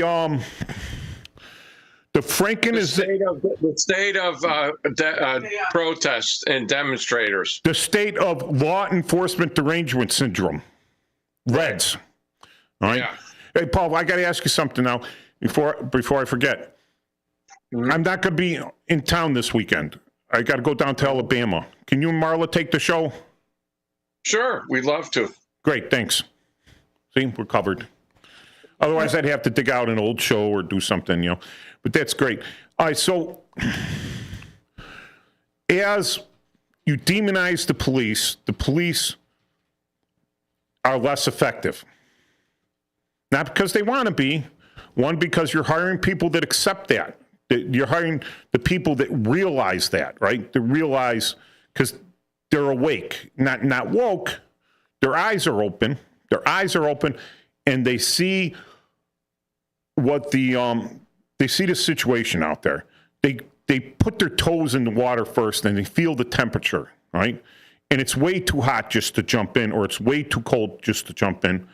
So it's so you just sit back. You don't get into that tub. You do the bare minimum. You collect your check. You do presence patrol like you're there. Now it's funny. They'll sell drugs right in front of you. They don't care. You could do all presence patrol sitting there. It annoys them. It scares away some of their bigger customers, all right? Because, the junkies are still going to come in and get their dime bag from the dope dealer right in front of you because you're in uniform and you're not going to chase him down and you're not going to chase the junkie down for his dime bag that'll probably swallow or whatever. There's all the problems in that. What you're scaring away is the real funders of the drug enterprises in this country, which is your affluent suburban people that come in and they don't buy a dime bag. They buy 30 dime bags. They're going to have a Coke party. They're going to buy an ounce of Coke at a time. All right? Those are the guys that are really funding it. These junkies coming in $10 at a time, that's some money. All right, but as you decrease the police presence, right? As you decrease the police's every kid. What's the plural of policemen? Right? And this is how I judge people, whether they've been in the inner city or not. And if they say policeman is already plural, I go, yeah, you're a poser. It's policemenses. That's the plural of policemen. It's policemenses. It's not police-I? That would be, if it was a police us, then it could be a police-I. Like an octopus, octopi, hippopotamus, hippopotami. Right? So it's the us ending from the Latin. They kept the Latin plural for some reason in English. Hey, the plural of policemen? Policemen's 5-0. 5-0. And they got that from Hawaii 5-0. They've never seen that episode of Hawaii 5-0. I know. and they're not talking about the recent Hawaii 5-0. They're talking about the one that was talked about. It's like book 'em, Dano. Dano Kelly and all those guys. Book 'em, Dano. Right? These guys don't even know who Dano is. The wooden Indian actor. I saw him in the movie. He was in the Battle of the Bulge. He was. He played an infiltrator, a zapper, wasn't he? No. He played. Okay, so spoilers. Right? He played a new lieutenant. Right? And he's got this old sergeant first class with him. Right? The old sergeant, the platoon sergeant, that's trying to keep everyone alive, and they're surrounded. Right? And the Germans are out there. Right? And he says, "Just keep down. Just keep down. Hopefully they'll go by." And the lieutenant stands up. And he gives up. He's surrounded. He just gives up. And the sergeant's like, oh, well, right? And then what happens? The unfortunate, a lot of times these forward guys going through, the infiltrators and everything, they didn't take prisoners. So that would slow down their advance. They would lose personnel to move the prisoners to the rear, to guard the prisoners, so they just machine gunned them down. They just killed the guys that surrender. And the lieutenant ends up getting away, but of course the sergeant gets killed. He also ended up destroying the world in the Bedford incident. Okay. Yeah. Anyways, the Bookham Daniel stuff. We're never going to see, hopefully we will. Hopefully, I've seen things go pendulum, right? But this pendulum's like at rock bottom. It doesn't have any energy. It's going to need a slug in it. Here's the thing. Once that pendulum stops, it's dead weight, and it's on the bottom. It doesn't stop at the top, all right, when things are good.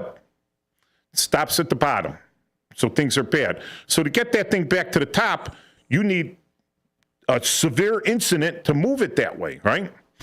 So we're looking now at a severe incident where the good people in the suburbs out here, the No King's Day, the anti-ICE protesters out here in the inner city, in the chilliest, darkest ghettos of Elgin out here, all right, where it's real dangerous and these people are totally underprivileged. There are some homeless people out here. I feel sorry. I do feel sorry for them. And they always hang out where there's like 4 churches on that corner. Yep. In front of the especially First United Methodist Church. Yeah, there's a lot of churches there, yet there's still homeless people. So even in the churches, can't do anything because these. Okay, I'm getting around. All right, so you're setting up the nation, or at least the inner cities, for a big problem. For a big problem, something's going to happen where they're going to have to take brutal action. At one point, the politicians are going to smell that, oh my God, I let things get so out of hand that even a low-level demon from the second level of hell could beat me in an election right now. Even a quadruple convicted felon with personal body hygiene habits could beat me in a race, unless I do something about the disorder out here, right? So then they'll go to the police, and the police won't be ready for it. The police won't be trained for it. The police won't be mentally prepared to take action like was taken during the 68 riots, which is going to need to happen. It's not going to happen. There's going to be a lot of people hurt on both sides because they're setting that up. They're setting it up. They think, oh, that'll never happen because the mob will never eat me. The mob will never turn on me. Well, ask Dr. Frankenstein if the monster turned on him. His creation, he created it, right? Ask those professors on the East Coast if their progressive students did not turn on them. They got turned on, right? They couldn't, they were offended. They said, it's good to be offended. And then everyone got offended in their class and they're no one was taking it. They're like, so that's what it's going to happen. But again, if you don't want the police, what replaces the police, Paul? There's only one thing. Whatever force you create. Why create? It's chaos. It's chaos.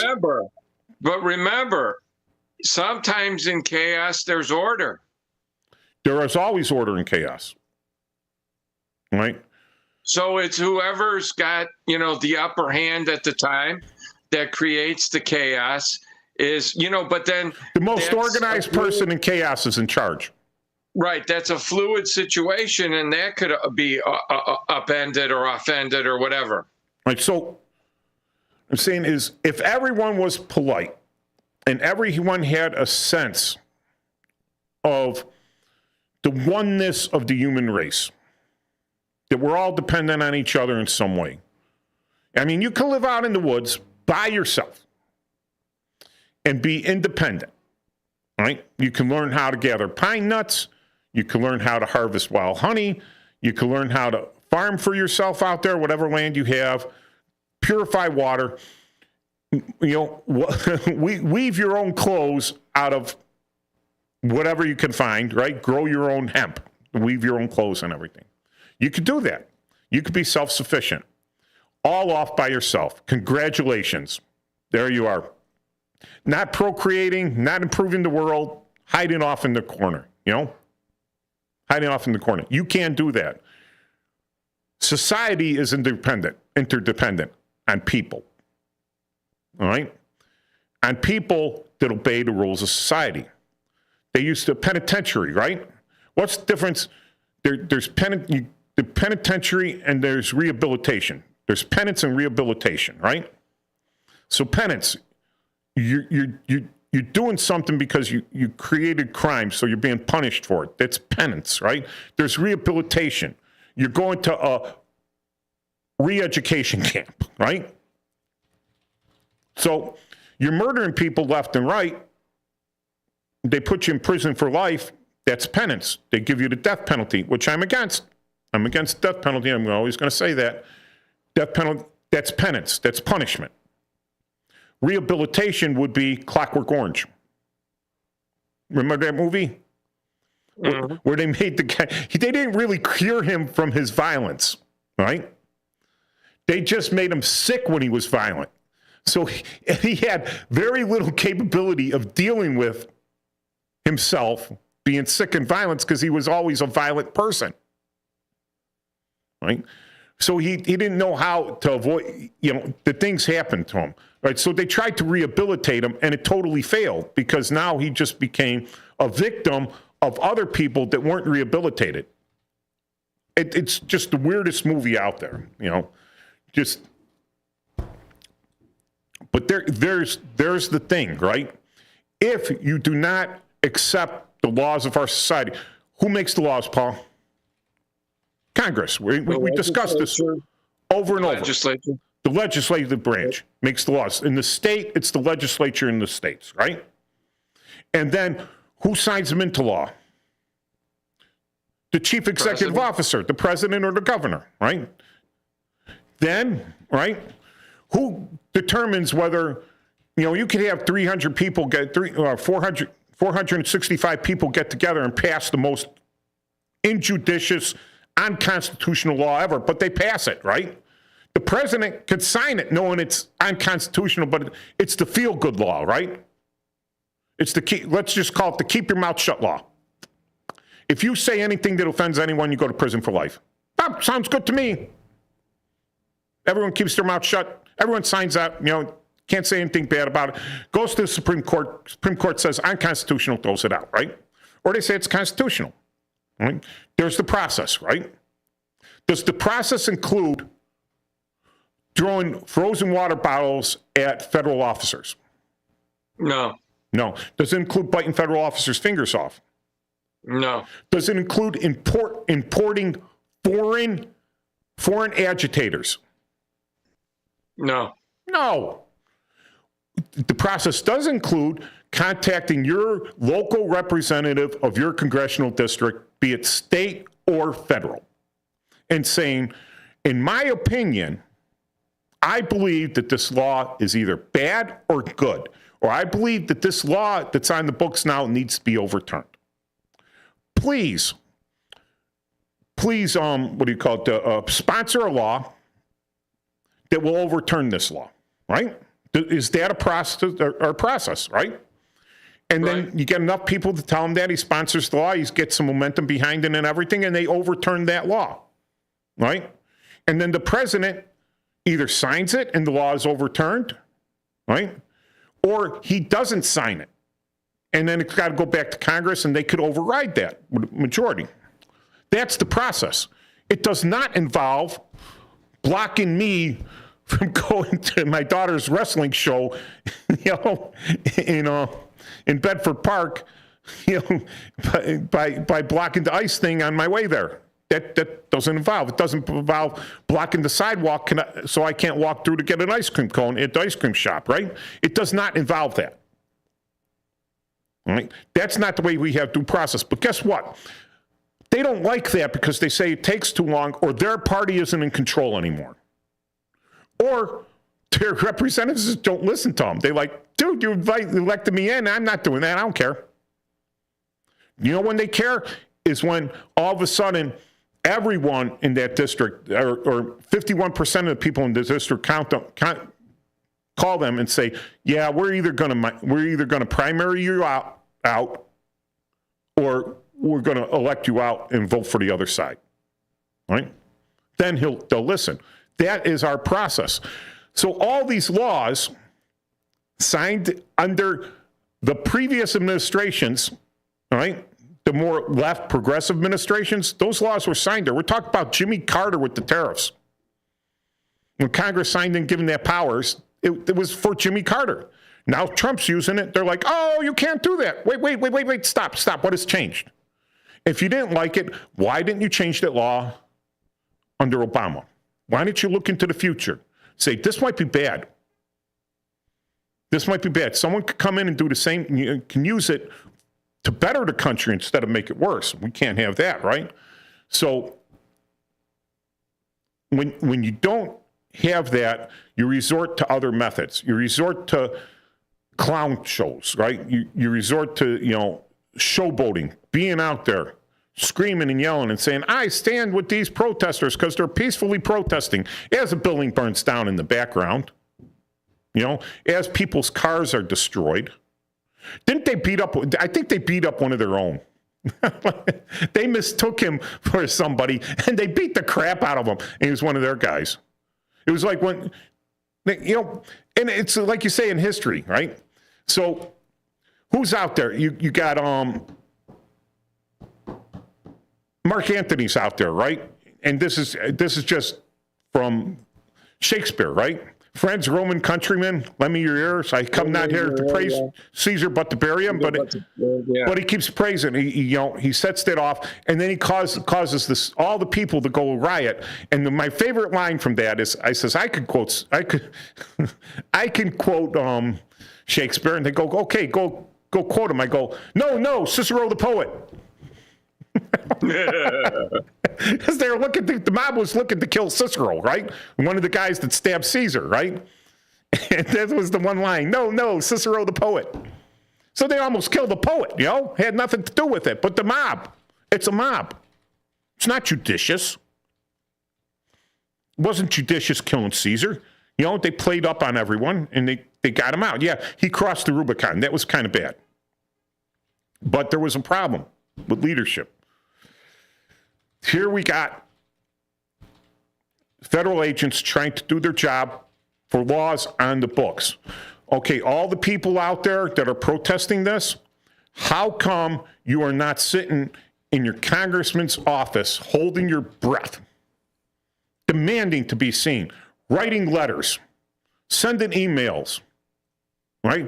Taking all your friends and relatives and sitting on his doorstep and saying, or go in front of his house. See how he likes it. Protest him. We want you to, if you believe that the people are behind you, then you will sponsor this law to overturn all immigration laws and open the border. Put it on the books. But it's like the Roe versus Wade when the Supreme Court overturned it. They sent it back to the states, right? At that time, the Supreme Court told Congress, nope, it's in your hands now. And you had Chuck Schumer there, should have sponsored a law to make it legal, and then should have put it up to a vote. And then every Catholic that voted for that, who was the president, the Pope at the time? I think it was still Benedict. I think so. I would have excommunicated them all on the spot. You're all excommunicated. Oh, you can't, church and state. No. Church isn't interfering with the state. They're not throwing them out of Congress. They're throwing them out of the church. Oh, we got a last minute call here. Let's see. Oh, you got to turn off your radio. Okay, cut them off. Hello? Hey, who's there? Yeah, Patrick. Hey, I've listened to you guys' show all the time.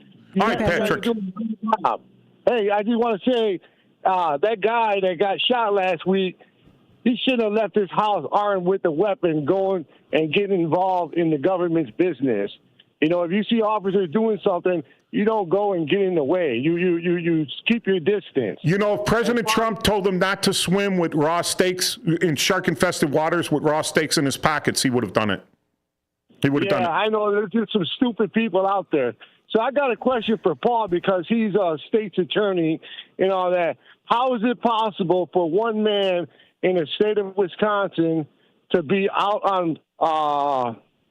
on bond after getting arrested for attempted murder on a police officer? He opened fire with a 9mm, and the state of Wisconsin allowed him out on bond. How is he not a threat to himself, the public, or even law enforcement? That's judge's discretion. Yeah, but isn't that way out of line? It is. I agree. It's out of line. But the judge, the judge is the judge. That's their job. Now, if this person hurts someone and the judge gets thrown off the bench, or unfortunately, if someone takes... They have some weird judges in Wisconsin. One of them let some of the people escape, and that judge got prosecuted, and she's going to jail now. Way back in the day, there was I believe, Kenosha or Milwaukee police officer, or county, maybe one of the counties, I think, and got in a fight with a wrestling dude, right? A guy that was like a wrestler, and he hurt her pretty bad. And the judge let that guy out, no bond. And they threw him off the bench. But they took the people again, our process is it took the people to outcry. That was actually, I think you're thinking of a Cook County judge, and he was not retained. Yeah. Okay, the guy may have come down from Wisconsin. Yeah. But we have a process for that. And guess what? If the people don't hear these things happening, I know, Patrick, you probably out there, you're probably scanning things other than things other than Yahoo, Google, MSN, right? You're out there scanning the internet. You're out there listening to other, like our talk radio show and other radio shows where this information, which isn't made up, this true information comes out. But most of the people are out there on the mainstream media, and they don't see it. If they don't see it, they don't get upset by it. So that's why they keep it off, because... There's always a method for regulating judges, too. It's like a judicial inquiry board or the Bar Association. So if anybody feels that a judge has acted improperly, they should take some steps and seek to file a complaint against them, which would be the proper thing to do. Okay. Yeah, I'm just really curious about that, because I know, like in Cook County, if you get arrested for attempted murder on a police officer, you're not leaving the county jail till you go to trial, one way or the other, win or lose. But you're not making any kind of bond. That's why I'm so, because I know the guy and I know the story, and you can look it up. Rick O'Hara, Friendship, Wisconsin. I'm not exaggerating. I just know he's a rich man. He's got a lot of money, and I think that somewhere down the line, some money went in some people's pocket, and that's how he's gonna get away with it. All right, Patrick, thank you very much for your call. I'm just saying. I agree. Okay, Patrick, I'm not arguing with you. I agree. I can't prove it, but I do agree with you. I know I probably should have said that, but it's possible. So, I mean, it's possible. It's possible. Okay. It is. But you guys have a great show. I listen as much as I can. Thank you very much, Patrick, for being a loyal listener. You're welcome. All right, and next week, Paul and Marla will be taking over the show. I'm sure they'll have a nice topic. I will be down in Fort McClellan, Alabama, the only fort named after a Southern general that they didn't change the name of. Although McClellan was a Northern general, but he was the best general the South ever had, if you ever read up on how he fought the war. He could have ended the war in a year. Wow. Have a great week.